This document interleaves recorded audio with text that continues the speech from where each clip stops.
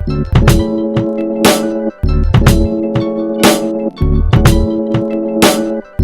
go back to generations. How do you think the cartoons and the movies that we grew up with affected us generationally speaking? What type of impact did they have on us?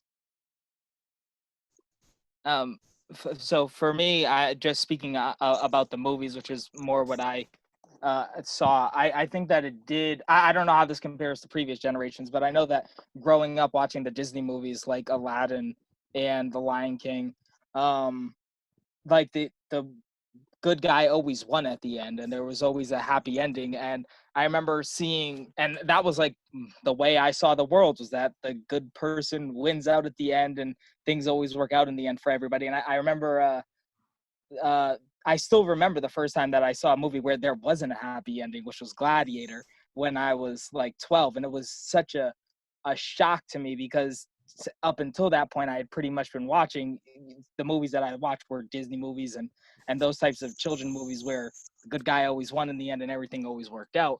And so I remember like seeing Maximus get killed. I was like, what just happened here? And yeah, I mean, like I think that that definitely shaped my younger childhood, thinking that things always would work out in the end. And then, you know, as you start to grow up and then you see new media and then you see the way the world really works, and you're like, oh, well, maybe maybe the good guy doesn't always win out in the end. I'm like, not that it's so binary in the sense that there's a good guy and a bad guy, but maybe things don't always work out the way we wish they did. And that doesn't necessarily mean that um it's like the worst thing in the world, but it's you know, maybe things could have turned out better, and it's not the way your a Disney movie plays out. And so yeah. Yeah, I actually liked it when the things didn't turn out all right in the end. I kind of got sick and tired of everything. Oh, and good triumphed over evil for almost a silly reason after silly reason, to the point of like, okay, I want something different, please. Dear God, give me something different.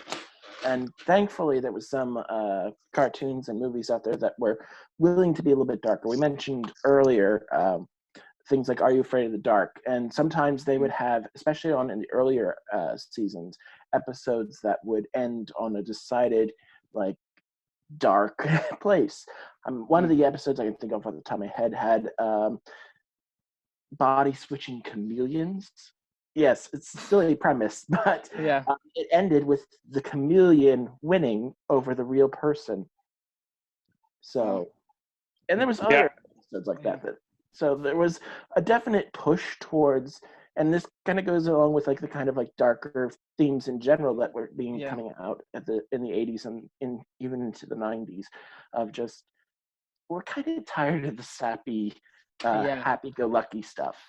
You know, when you guys were discussing Black Cauldron, I was wondering, I was like, if I had been born a few years earlier and that was my first introduction to children's movies, like how that might have changed things, as opposed to the first movie I ever remember seeing is The Lion King. And so, and that, you know, generally had a good ending. And, you know, Scar was a bad guy, but he was also like some comedic relief. The hyenas were comedic relief, and it wasn't that dark. And I was like, as you guys were describing the Black Cauldron, I was like, wonder how my views how it might have affected me differently if that had been the first thing I had seen, as opposed to, you know, The Lion King. Yeah, I think there's something about successive generations having darker material in general, because the envelope keeps getting pushed by previous generations. Like talking about going back to the cartoons starting out in the 80s, you have, it's always heroes and villains between He-Man, G.I. Joe, Ninja Turtles. There's very definite good and bad guys, and there's always this moral lesson at the end. You know, we're having the war on drugs and war on crime, so there's always this, you know, here's what you should do to be a good person kind of thing.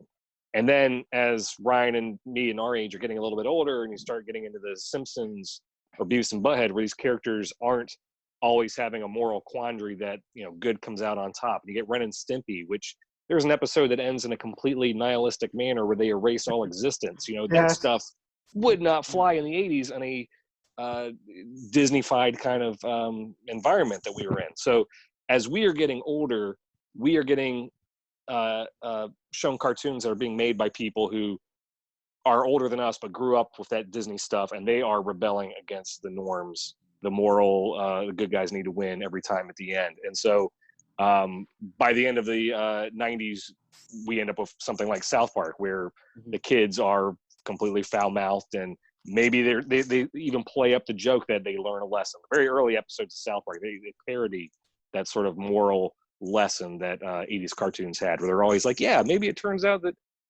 this sort of person is a good guy, or maybe crime isn't so bad. There's a weird sort of twist on that 80s moral superiority that I think a lot of the cartoons had.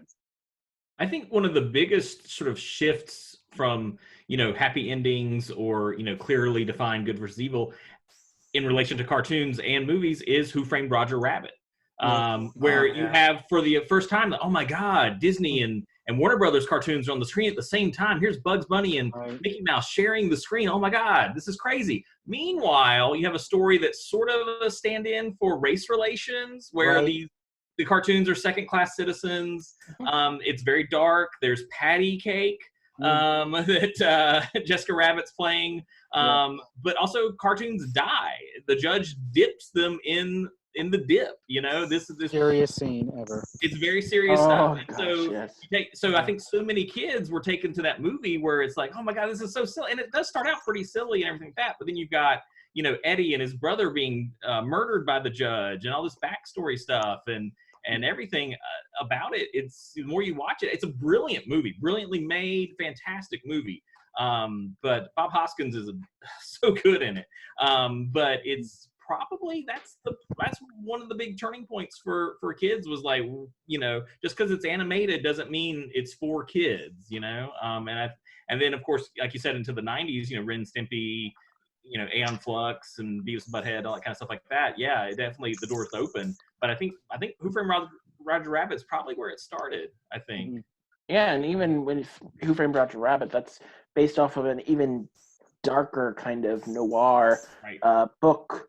And they adapted it from, because it was originally in the book, comic strips, like as in Sunday morning, Sunday comic strips you would get in the newspaper, and you would have those characters.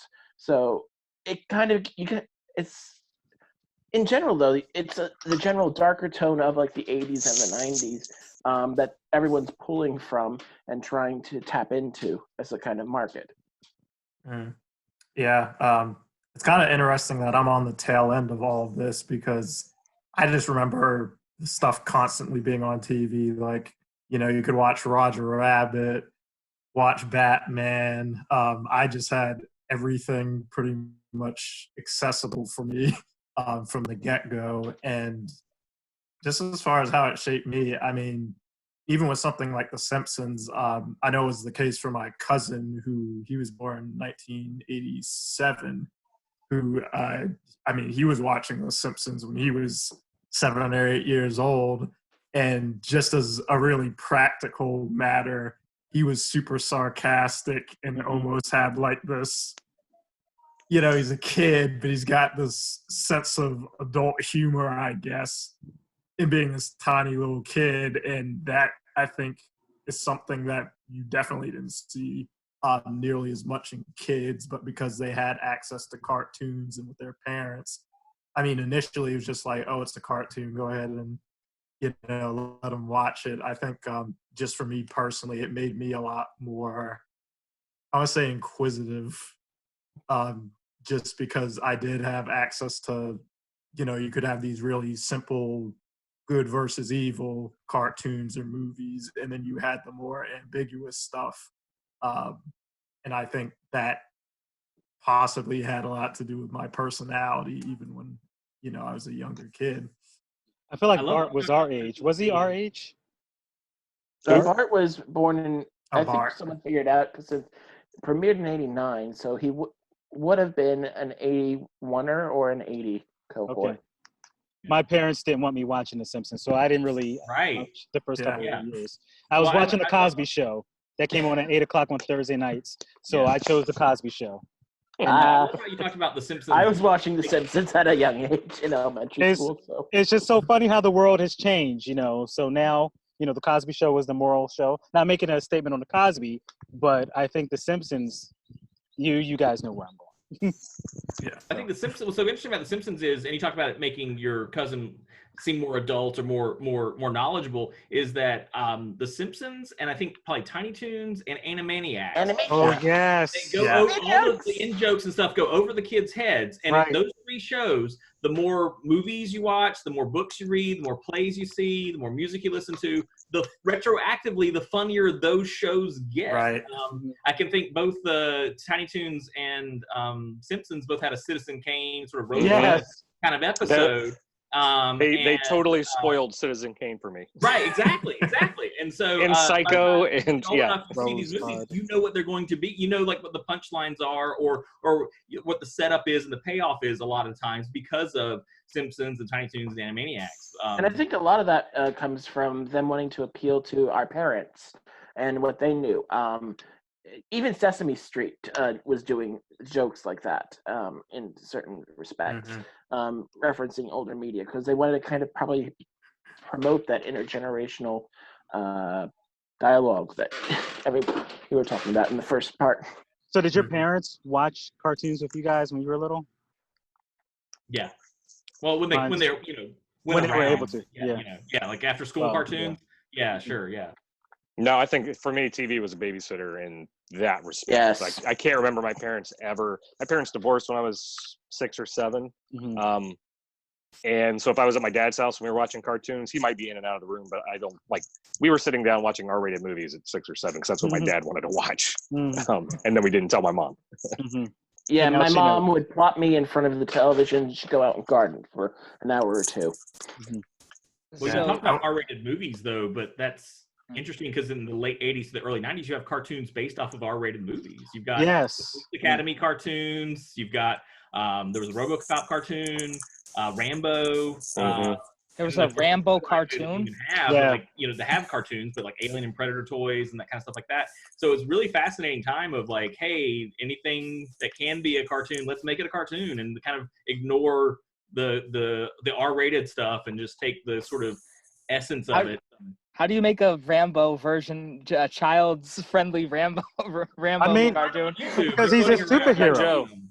Yeah, Yeah. probably like G.I. Joe. There was probably a worldwide evil Yeah. criminal organization that Oh my I think it was god! code for Rambo, yeah. to And then with the Russians. Chuck Norris cartoon, yeah. Yeah. Yeah. Yeah.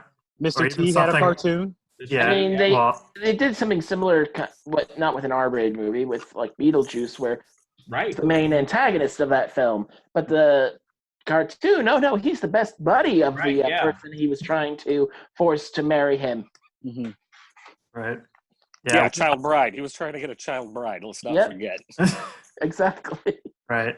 With my parents, I mean, it was funny. There was so much on TV. Like my dad, we would be in the basement Saturday morning watching Thundercats. And then with my mom, it'd be something like Hey Arnold or, Hmm. something a little bit more easygoing. So it's interesting. So we're talking about cartoons that counter the Disney approach, but at the same time, I feel like Disney villains became more complex with the Renaissance. Totally. Like I mentioned earlier that Ursula had some of the best songs in the movies. Jafar was actually funny. He wasn't just black and white. He had some funny moments, and when a character is funny, I think that creates a connection too between the audience. So I think Disney was slowly pushing things too, and they had a lot of jokes that went above kids' heads. I didn't know that Jafar made some sexual references to Jasmine. So Yeah. Well, I didn't know that either. Do Pussycat. tell. My Little Pussycat. Oh, remember that? Yeah. Yeah. Oh yeah. In an earlier episode, I mentioned how a lot of our cartoons and movies and shows had parents that died or were kind of just absent-minded. Even if they were present, they were gone, and how that basically pushed the kids into the forefront as the main protagonist, the hero. And then some people made comments about how, Bambi, and we've always had content like that. Disney loves killing the parents.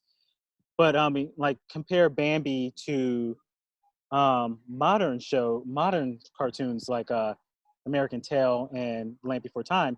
I see the difference. I see that the kids are still smart. They were left on their own. The parents died, but it's basically a coming of age story of the kid becoming a hero. And Bambi, I don't really feel like he became a hero. I feel like he was still just a paper thin character who was just, just cute and was there to do what he was told. And I think his dad became the hero, didn't he at the end? It's been a while. No, he eventually becomes the king of the forest, right? Yeah, Grow Bambi antlers. becomes eventually the inheritor, the prince of the forest. Yeah. One thing that I found interesting, because I like, certainly it has been a trope for a long time, parents dying or somehow being in the background, and the children being mainly the protagonist, was in that last conversation when Darius was mentioning about how I don't want to say omnipresent, but how much more present and involved a lot of parents became in children's lives. And so even if some of the tropes were the same about parents being in the background or being gone, if that was matching your lived experience as a kid, that might be different than, and now you are living in a generation where parents are much more involved in your life. And so now there's this discrepancy between what you're seeing in the media, where the parents are, either gone or in the background, versus your lived experience where your parents are very much involved in your life. I mean, I wonder how that might, even if the tropes are the same, still might play out differently because of how it's different than what your experience is. It's almost like Home Alone is when I think I noticed a shift between absent parent with Home Alone. It's like that when in that film, the parent is absent, but then she realizes, oh, wait, I have to love my kid. I don't know. I think I'm generalizing, but I just felt like in that film, the parent. No, that's a good point. The parent was reminded that I need to be present more, even though she, forgot about the kid in the second film, but still. Right. I think it seemed like after that, that's when I noticed the parents more involved in the content. Well, at that point, you really start seeing baby boomers taking over from the silent generation in terms of controlling the parental institutions, like the film and television industry, and controlling really society's cultural output. And also, of course, taking over as the majority of the teachers with tenure and professors and all other sorts of things. So it's really the baby boomers at that point kind of coming in and bringing their own. We're going to be more involved and going to take a little bit more time to pay attention to our kids. The 80s was kind of like, I kind of feel bad for the silents because they had to share any other decade between the two generations on either side of them. But the 80s was kind of like the pinnacle of like silent generation parenting and norms and control over cultural output. It's after the 80s you get into the boomers taking over, probably a little too early.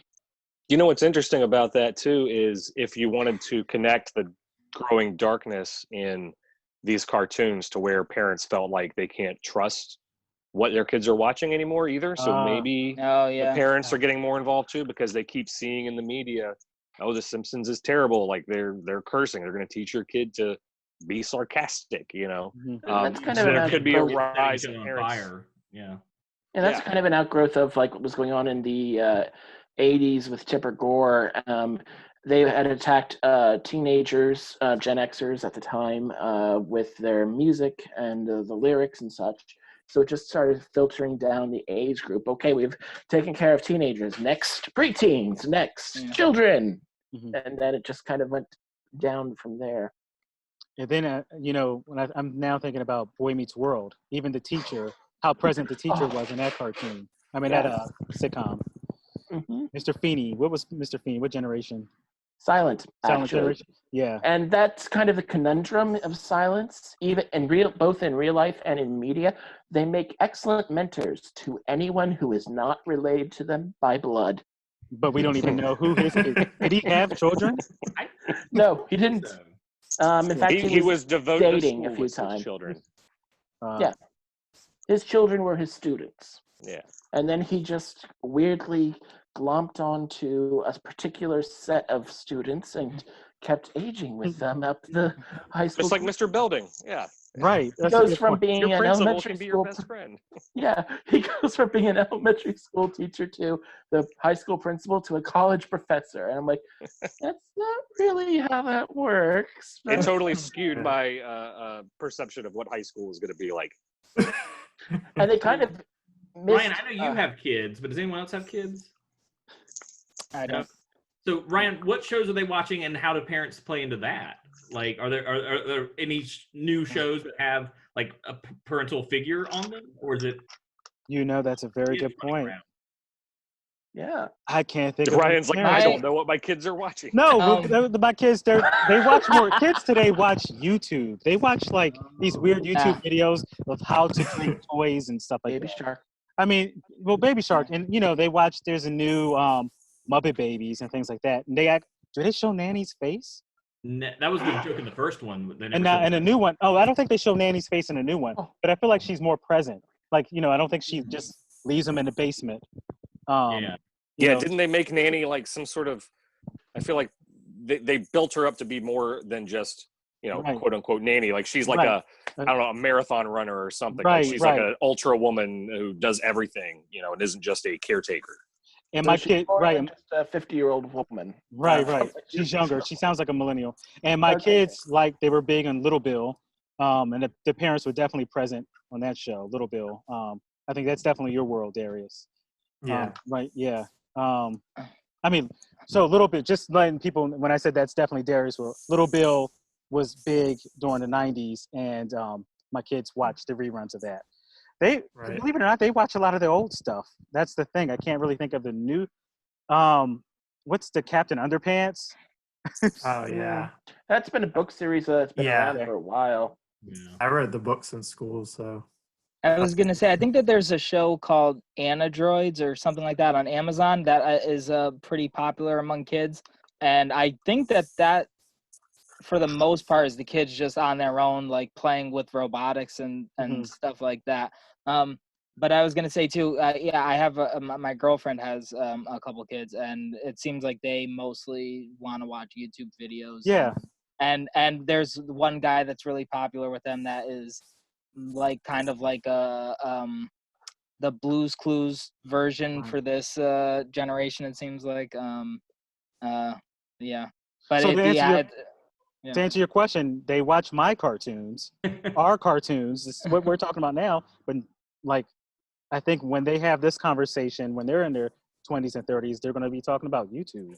Yeah. Yeah. So, I wanted to go back to since this is also not just about cartoons, but it's about media, and representation. So Gen Xers, they like to go back to the John Hughes movies. I think a lot of them identify with the characters in John Hughes movies. What do we have anything that represents us? Do you feel like there's a coming of age movie that makes you think, hey guys, that's my experience? Like all we had was American Pie, and The Goonies, maybe? all that. Goonies was out in the 80s. There was a film that was based on a book that came out in the late 90s that's clearly not about people my age, but like a few years older. And by a few years older, I mean it's being portrayed by Melissa Joan Hart and Andre Greer. I forget his last name. Anyway, the film is Drive Me Crazy. Okay. And I always remember that one. Yes.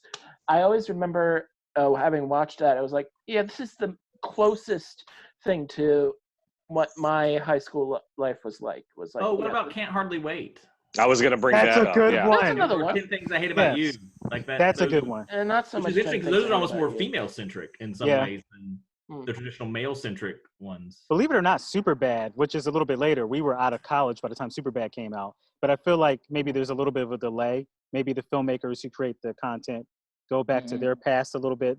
But anyway, I think Superbad kind of feels kind of closer to our era. And it's also more for core millennials than Yeah.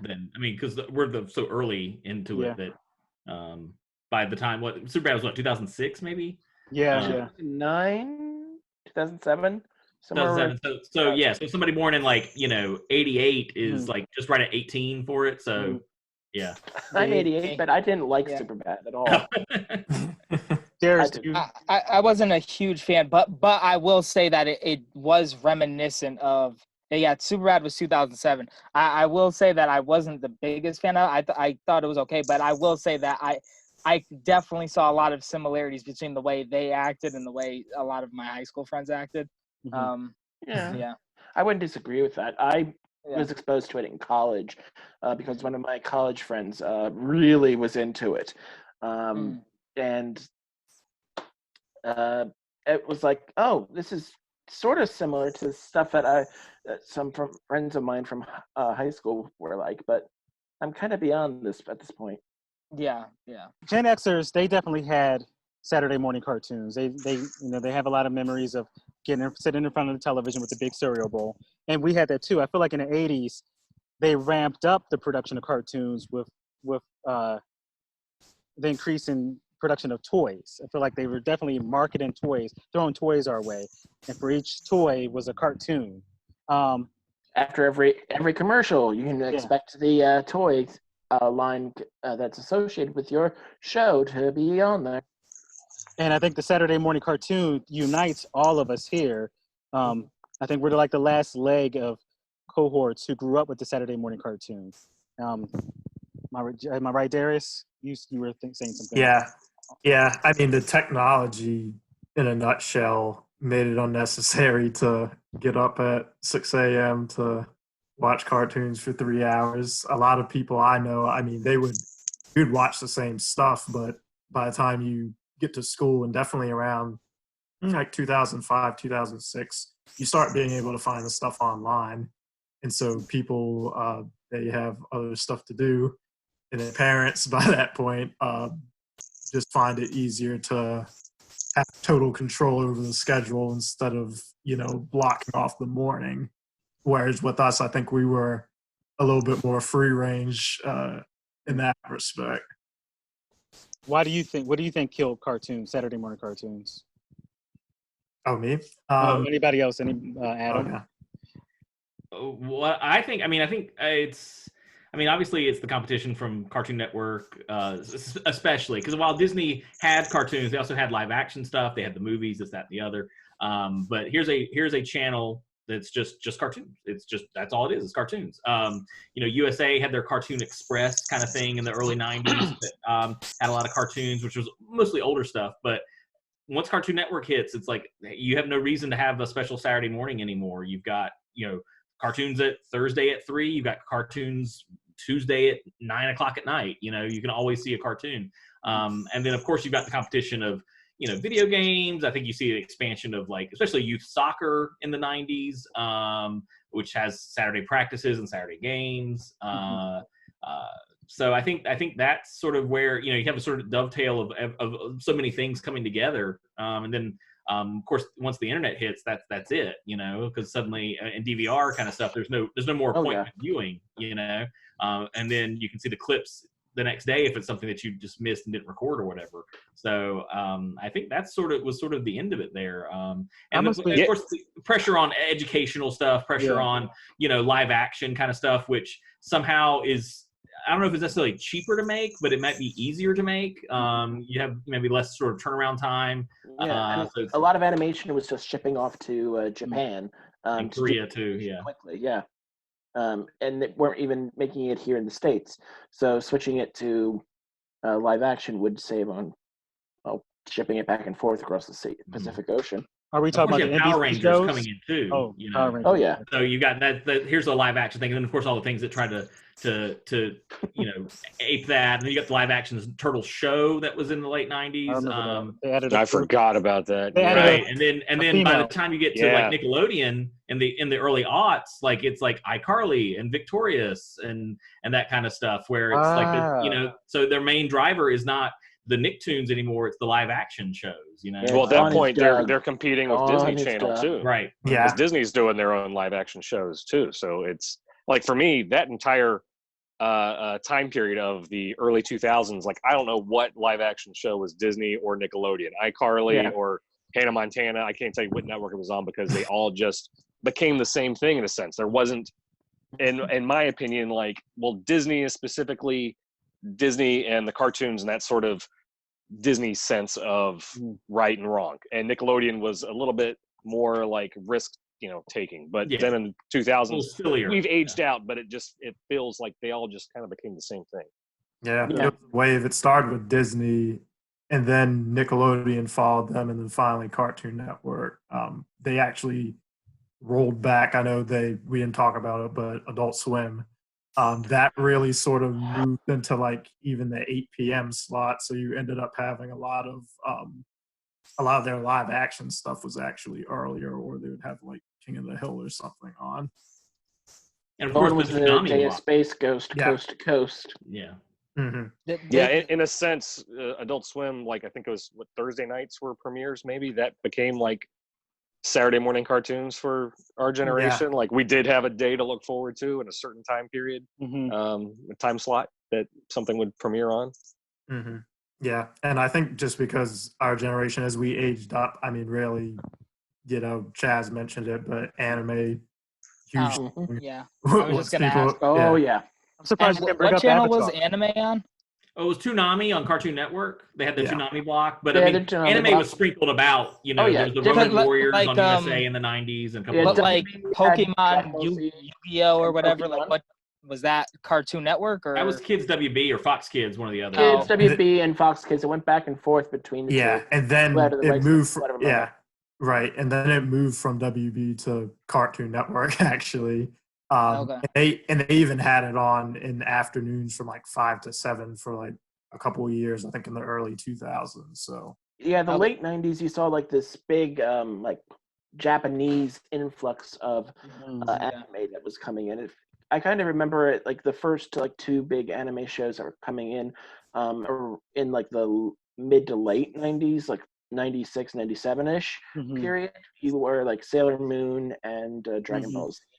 And then after that, in 97, it gets into Pokemon, and then from there it just explodes. Because once people realize, oh wait, we can take these Japanese shows, redub them, and then put them on, we're sold. Yeah, because I didn't watch these shows myself, but my brother Johnny, I noticed the transition in what he was watching. So like it went more from like Nickelodeon and like SpongeBob to all of a sudden like Dragon Ball Z and Yu-Gi-Oh and Pokemon and then it just in my observation of kids around my age and younger, it seemed like all of a sudden anime was the big thing to talk about. Oh yeah.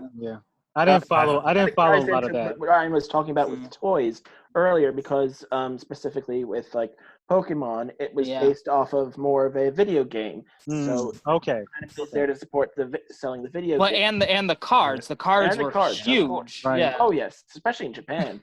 And you have other. I'm trying to think of. It just went out of my head. But yeah, it does. You also have a toy market there. Oh, Tamagotchis, which are the things from which eventually turn into Digimon, specifically, because the Digimon equivalent in Japan was basically Tamagotchis, but for boys, kind of thing. Yeah, and I think that is and that's probably the key difference between when I was a kid and probably when you guys were a kid. Like when I was 5, I mean, all of it was really mixed in together. It was, SpongeBob and some Disney cartoons like Gargoyles or something, but we also had Dragon Ball Z and Pokemon and Digimon. Like when I was 5 or 6, all of that stuff was hugely popular. The last cartoons I remember watching it was basically the spinoff from the Batman animated universe. So basically Justice League Unlimited, Superman. So Avatar, I did get into that a little bit, but I have to finish the later seasons. Okay. And that kind of gets into when cartoons kind of evolved to be more focused on, well, we're not just going to focus about selling a toy product, but we're actually going to start caring about telling a good story. And that's one thing I think that Darius really got, and his cohorts really got to benefit from, was no longer was the focus like towards us about, oh, we're here to sell you My Little Pony figurines. We're here to sell you G.I. Joe action figures. It's now, we're here to sell you toys. We're also here to tell you a good story. They brought back. Oh, sorry. No, they brought back Thundercats around like the early part of the 2010s, and that was a great series. But then I they loved got rid of it. Yeah, it Sell was the really toys. good. Toys didn't move, so they had to cut it. Right.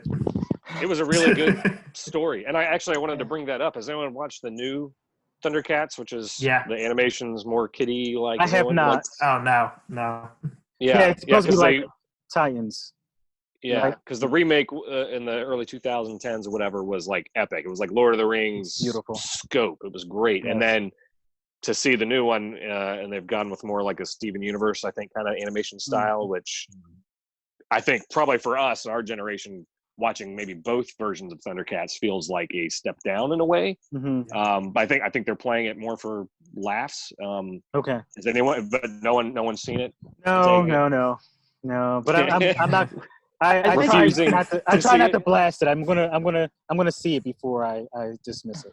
And I think I flipped to it the other day. I watched 30 seconds and was like, eh. Okay. And I think the tithe, why we got this shift from we're selling toys to now we're going to sell toys and tell a good story, comes back to what you were mentioning earlier about Generation X having that appreciation for Saturday morning cartoons. So they remembered having these great feelings about cartoons. They wanted to put back and kind of make cartoons a little bit more of a value again. I think that's really what starts coming in when make cartoons great again. Exactly. See, you guys, so that leads into my last question. So what do you think is going to happen when we have the mic?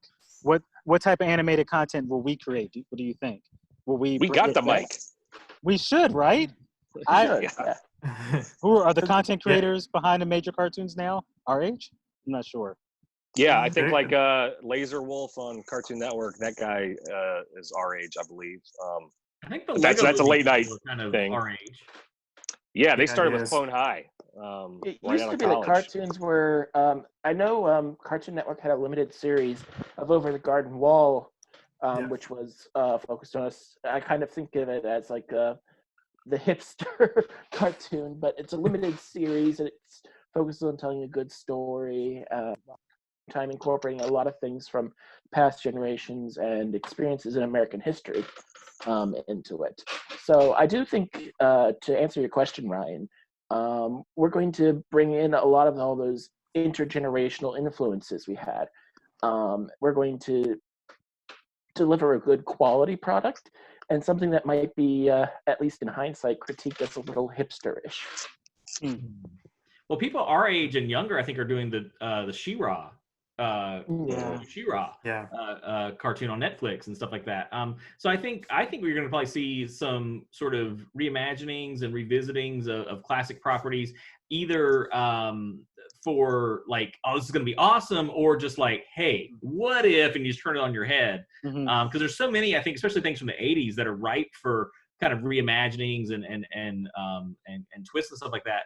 But I do feel like a lot of like the original content, like I don't know how old the creators of,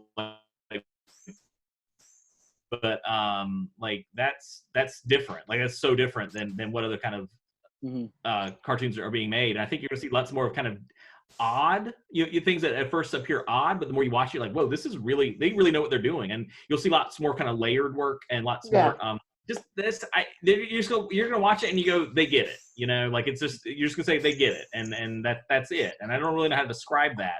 But that's kind of what I was less formulaic, less by the numbers, and more. That's what I was going to say. Trying to go with like hipster-ish, and like it's odd on purpose, but it gets to the heart of things, kind of thing.